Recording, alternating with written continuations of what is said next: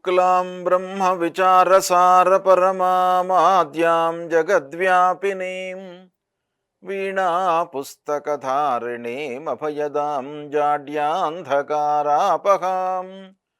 हस्ते स्फाटिकमालिकां विदधतीं पद्मासने संस्थितां वन्दे तां परमेश्वरीं भगवतीं बुद्धिप्रदां शारदां। श्री महागणाधिपतये नमः। श्री महासरस्वत्यै नमः। श्री गुरुभ्यो नमः। సివిఆర్ ఓం ఛానల్ ప్రేక్షకులకు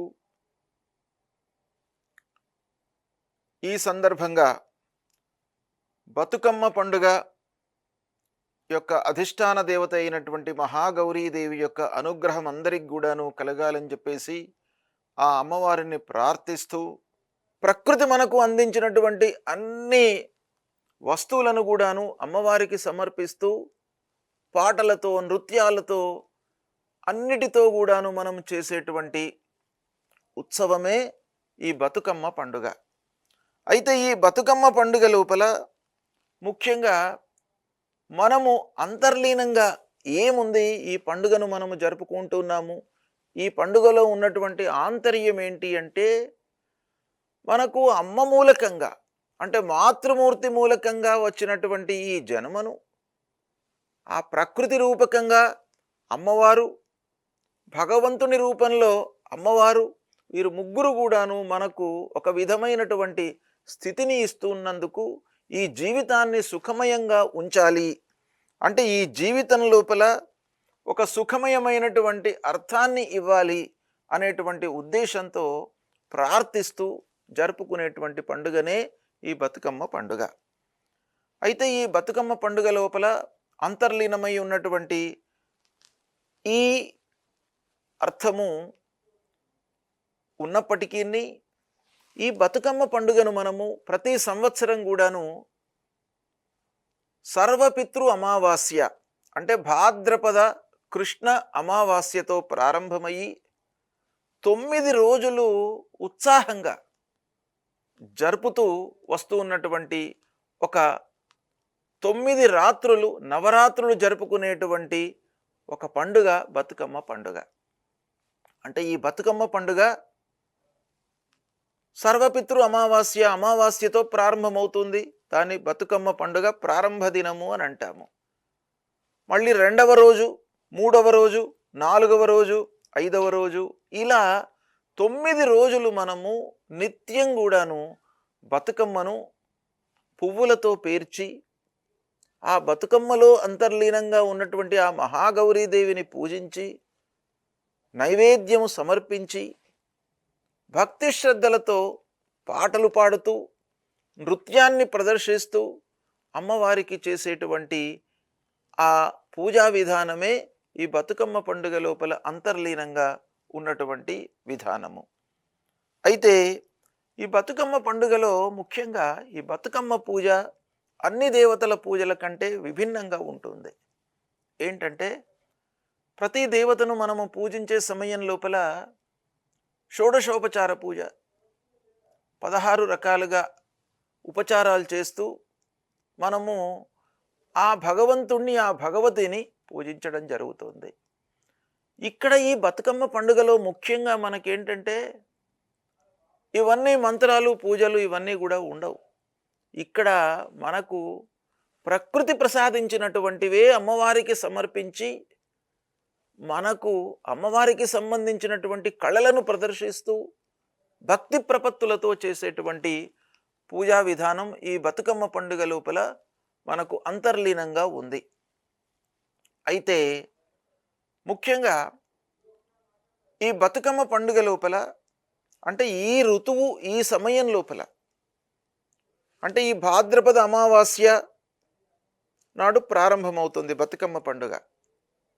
ఇది ఇలా 9 రోజుల పాటు జరుగుతూ ఉంటుంది.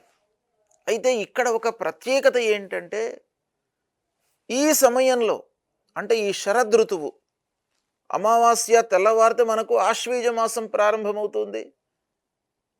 శరత్కాలము, శరదృతువు అమ్మవారికి సంబంధించినటువంటి నవరాత్రులు కూడాను ఇందులో మనకు ఇమిడి ఉన్నాయి. అంటే బతుకమ్మ పండుగలో 9 రోజులు జరుపుకునేటువంటి ఈ రోజులలోనే దుర్గామాతకు సంబంధించినటువంటి 9 రూపాలు కూడాను ఇందులో మనకు ఇమిడి ఉన్నాయి. అంటే అంతర్గతంగా బతుకమ్మ పండుగ, దుర్గా నవరాత్రులు సమాంతరంగా మనకు జరుగుతూ ఉంటాయి. అయితే ఈ బతుకమ్మ పండుగ లోపల ఈ ఋతువులో మనకు ఉద్భవించేటువంటి దొరికేటువంటి పూలతో అమ్మవారిని మనం పేరుస్తాం. అమ్మవారిని మనం ఏ విధంగా పూజిస్తాము ఈ బతుకమ్మను అనంటే, ఈ కాలంలో అంటే ఈ ఋతువు లోపల ఈ సమయంలో మనకు ఏవైతే పూలు అందుబాటులో ఉంటాయో, పూలు పూచుతాయో, ఆ పువ్వులతో మనము అమ్మవారిని ఒక గోపురంగా అంటే 7 అంతస్తులు 7 మెట్లతో ఒక గోపురాన్ని నిర్మించి, గోపుర రూపంలో ఆ బతుకమ్మను నిర్మించి, అందులో మనము మహాగౌరీదేవిని పెట్టి పసుపు గౌరమ్మను ఉంచి లోపల దానికి మనకు నైవేద్యాలు అంటే ఈ ఋతుకాలోద్భవంలో అంటే ఈ ఋతువులో ఈ కాలంలో ఏవైతే పంటలు పండుతాయో ఆ పంటలతో సంబంధించినటువంటి నైవేద్యాలను తయారు చేసి అమ్మవారికి సమర్పించి, ఈ ఋతువుకు ఈ కాలానికి సంబంధించినటువంటి పాటలు పాడుతూ నృత్యాన్ని ప్రదర్శిస్తూ మనం చేస్తూ ఉన్నటువంటి విధానమే బతుకమ్మ పండుగలో ఉన్నటువంటి పూజ. అయితే ముఖ్యంగా ఇక్కడ మనకు బతుకమ్మలో ఉపయోగించేటువంటి పూలు అంటే ఈ కాలంలో మనకు ఈ ఋతువు లోపల దొరికేటువంటి పూలు ఏంటంటే గుమ్మడి పువ్వు, చామంతి పూలు, తంగెడి పూలు, తర్వాత బంతి పూలు, ఎంగిలి పూలు, ఇలా ఈ పువ్వులు మనకు ప్రధానంగా ఈ ఋతువు లోపల మనకు దొరుకుతాయి. వాటిని ప్రకృతి ప్రసాదించినటువంటి ఆ పుష్పాలతో మనము అమ్మవారిని తయారు చేస్తాం. తయారు చేసి వాటిని పూజించడం జరుగుతుంది. ఇది ఒక రకంగా మనం ఏమని చెప్పుకోవచ్చు అనంటే, ఈ బతుకమ్మ పండుగ అనేటువంటిది ప్రకృతి రూపంలో ఉన్నటువంటి ఆ అమ్మవారిని పూజించడము. అంటే అమ్మవారు ఆ మహాగౌరీదేవి సృష్టి, స్థితి, లయ ఈ 3 కారణాలు అంటే ఈ మూడింటికి కూడాను కారణభూతమైనటువంటి అమ్మవారు. అంటే ప్రకృతి అంతా కూడాను భగవంతుని యొక్క మయమే, అమ్మవారి యొక్క మయమే. కాబట్టి ప్రకృతి ఏదైతే మనకు అందిస్తుందో వాటిని మళ్ళీ అమ్మవారికి సమర్పించి మనం పూజించడం అనేటువంటిది ముఖ్యంగా ఇందులో ఈ భాగంలో అంటే ఈ బతుకమ్మ పండుగ లోపల ప్రధానంగా ఉన్నటువంటి పూజా విధానము, సంకల్పము అంతర్గతంగా లీనమై ఉన్నటువంటి విషయము. దీన్నే మనము అమ్మవారికి సమర్పిస్తూ అమ్మవారిని మనం ప్రార్థిస్తాం. ఏమని? ఈ జీవితము ఏదైతే మీరు ప్రసాదించారో ఈ జీవితము స్థిరంగా ఉంటూ సుఖమయంగా ఉంటూ మాకు అన్నీ కూడాను ఆయురారోగ్య ఐశ్వర్య భోగభాగ్యాలన్నీ కూడాను కలగాలి అని చెప్పేసి అమ్మవారిని ప్రార్థించడమే ఇందులో అంతర్లీనంగా ఉన్నటువంటి విషయము. అంతేకాకుండా మహిళలు ఈ బతుకమ్మ పండుగ సందర్భంగా అమ్మవారిని కోరుకోవడము, ఈ విధంగా 9 రోజులు పూజా కార్యక్రమాలు చేస్తూ ఆనందంతో పాటలు పాడుతూ నృత్యాలు చేస్తూ నైవేద్యాన్ని ప్రసాదించి మళ్ళీ ఆ నైవేద్యాన్ని ప్రసాదంగా స్వీకరించడం మూలకంగా అందరికీ కూడాను సుఖశాంతులు ఉంటాయి. సంతానము లేనటువంటి వాళ్లకు సంతానం అవుతుంది. భార్యాభర్తల మధ్యన అన్యోన్యత ఉంటుంది. ఇది శక్తికి సంబంధించినటువంటి పూజ. బతుకమ్మ అనంటే అమ్మవారు, అమ్మవారు అనంటే శివుడి యొక్క అర్ధాంగి. కాబట్టి ఆ శివపార్వతులను పూజించడం మూలకంగా, అమ్మవారిని పూజించడం మూలకంగా భార్యాభర్తల మధ్యన అన్యోన్యత కలుగుతుంది. ఆరోగ్యకరమైనటువంటి జీవితం కొనసాగుతుంది. ఆయురారోగ్యాలు ఉండాలి అనేటువంటి ప్రార్థనతో చేసేటువంటి కార్యక్రమమే ఈ బతుకమ్మ పండుగ.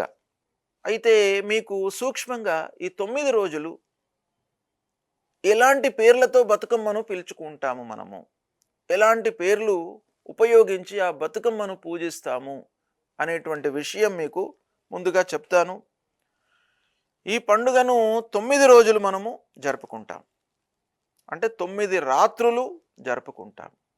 అయితే ఇందులో మొదటి రోజు బతుకమ్మను ఎంగిలి పూల బతుకమ్మ అనే పేరుతో మనము పిలుస్తూ ఆ బతుకమ్మకు పూజాది కార్యక్రమాలు, ప్రసాదాలు, పాటలు పాడుతూ, నృత్య ప్రదర్శన చేస్తూ, నైవేద్యాన్ని సమర్పిస్తూ ఉత్సాహంగా చేసుకుంటాం.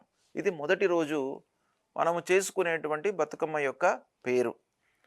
ఇక రెండవ రోజు అటుకుల బతుకమ్మ అనేటువంటి పేరుతో ఆ బతుకమ్మను పిలుస్తూ అన్నీ కూడాను నైవేద్యాలు సమర్పిస్తూ, పాటలు పాడుతూ, నృత్యాలను ప్రదర్శిస్తూ, అమ్మవారికి కళలు, మనకు వచ్చినటువంటి కళలు, అమ్మవారు సమర్పించినటువంటి సంగీతం మూలకంగా మనకు వచ్చినటువంటి పాటలతో అమ్మవారిని ప్రార్థిస్తూ, అమ్మవారి కరుణా కటాక్షముల కొరకై మనము చేసేటువంటి పూజ రెండవ రోజు.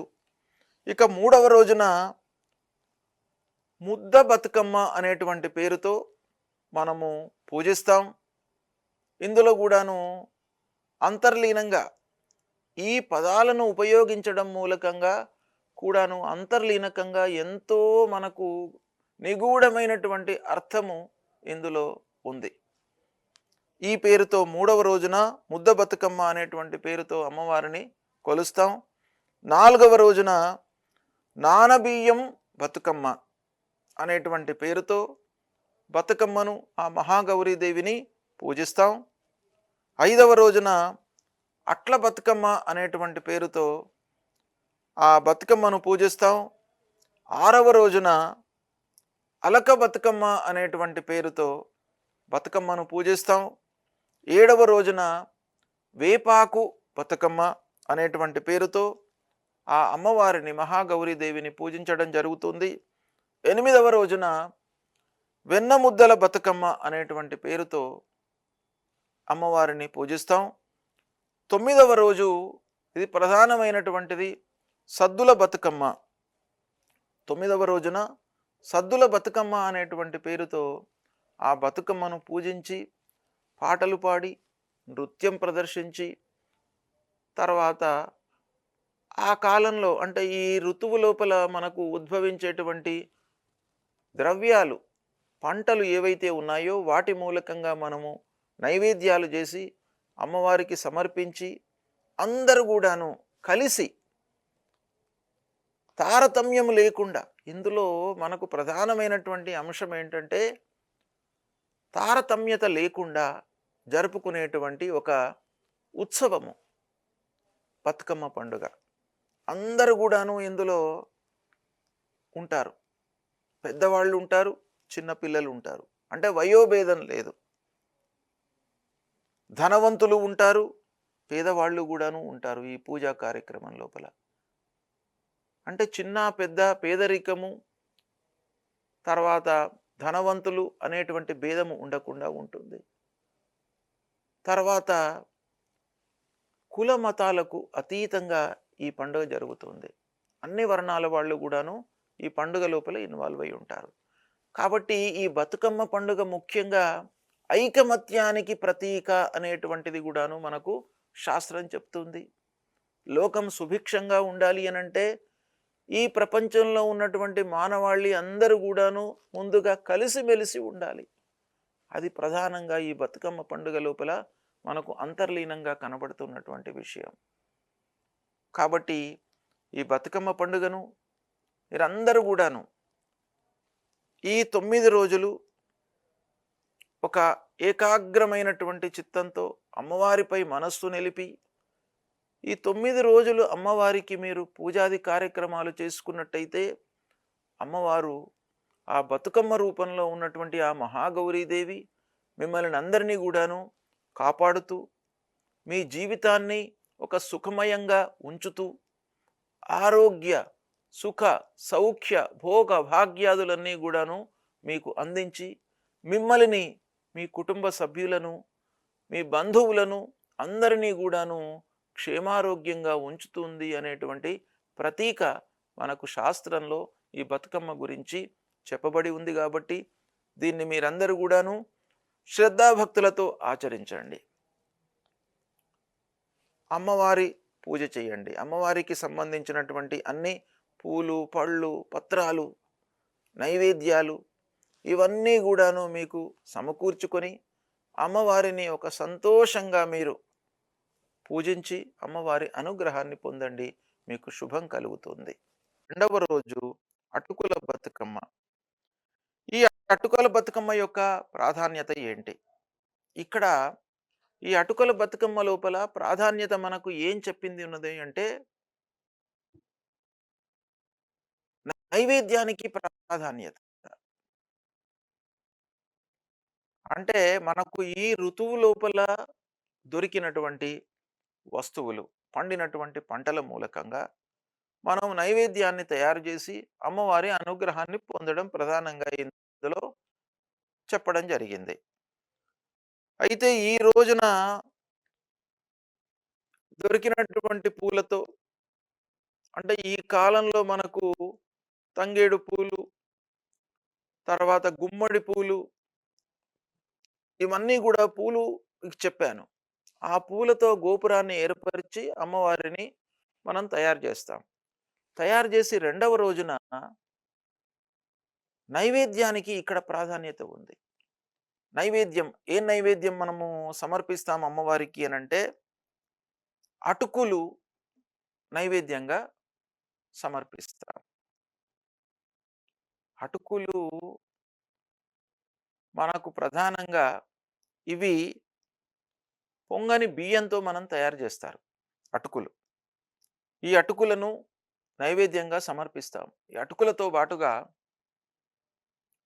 పాలు, బెల్లము, పెరుగు, అరటి పండ్లు ఇవి కలిపి అటుకులతో నైవేద్యాన్ని అమ్మవారికి సమర్పిస్తాం.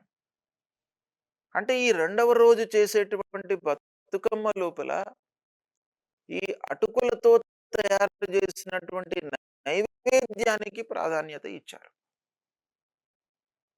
ఈ నైవేద్యానికి ఏంటయ్యా ప్రాధాన్యత అని అంటే, మనకు ఈ కాలంలో కొత్త పంట వస్తుంది. కొత్త ధాన్యం వస్తుంది. అంటే కొత్త ధాన్యము రావడానికి ప్రారంభ కాలం అన్నమాట ఇది. కాబట్టి ఆ ప్రారంభంలో ఏవైతే మనకు పంటలు రాబోతున్నాయో వాటికి సంబంధించినటువంటి, అంటే మనము ఒక అంతర్లీనంగా ప్రకృతిని మనం దృష్టిలో పెట్టుకొని చేసేటువంటి పూజ. అంటే ప్రకృతి సమారాధన అన్నమాట. ప్రకృతి ప్రకృత్యై నమః అంటాం. అంటే ప్రకృతి అంతా కూడాను భగవతి మొత్తం ఆవరించి ఉన్నది. ప్రకృతి అంటేనే భగవంతుడు అన్నమాట. ఆ ప్రకృతి మూలకంగా మనకు వచ్చేటువంటి పంటలకు ప్రారంభ కాలము గనక ఈ అటుకులకు ప్రాధాన్యత ఉంది. అటుకులు జీవనాధారం. అంటే మనం అటుకులు తింటే అన్నము తిన్నదానికంటే కూడాను బలము వస్తుంది. అటుకులు తిన్నట్టయితే మనం ఒకరోజు 2 రోజులు అన్నం తినకుండా కూడాను ఉండడానికి అవకాశాలు ఉంటాయి. చాలా బలీయమైనటువంటి శక్తి అందులోపల ఉంటుంది. కాబట్టి ఈ అన్న ప్రసాదం, అటుకులు ప్రసాదముగా మనం సమర్పించడము అనంటే, అన్నం కంటే కూడాను ఒక శక్తివంతమైనటువంటి ప్రసాదాన్ని మనం అమ్మవారికి సమర్పించి దాన్ని మళ్ళీ స్వీకరిస్తాం. ఇది జీవనానికి ఆధారం, ప్రాణానికి ఆధారం అన్నమాట.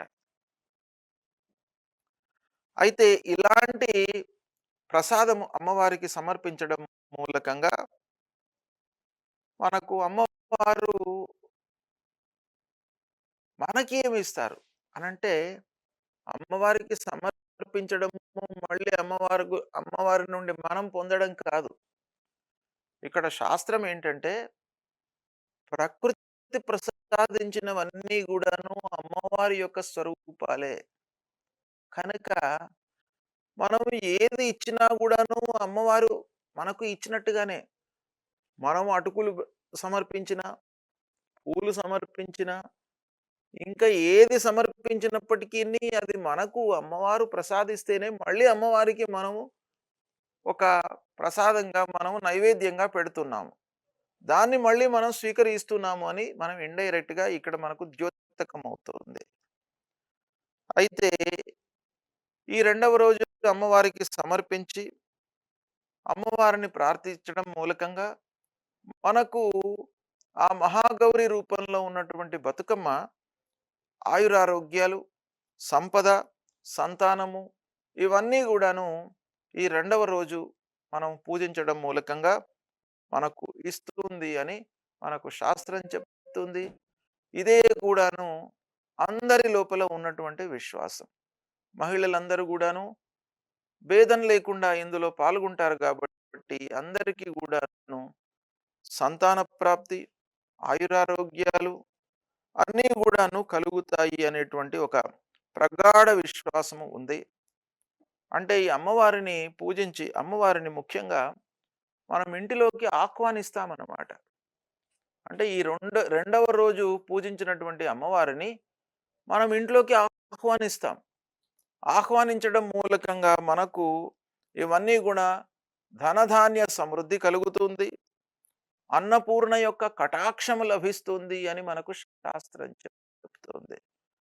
కనుక ఈ రెండో రోజులో ఉన్నటువంటి ఆంతర్యం ఇది.